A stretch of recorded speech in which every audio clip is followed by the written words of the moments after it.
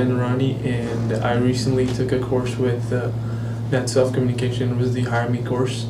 It was not part of my quarterly program, but it was more of a professional development course. It covered a lot of issues regarding the interview and how your resume should be built, and a lot of other small things. It was an 80 hours long course, and the instructor created a very professional environment for us. We had a lot of work.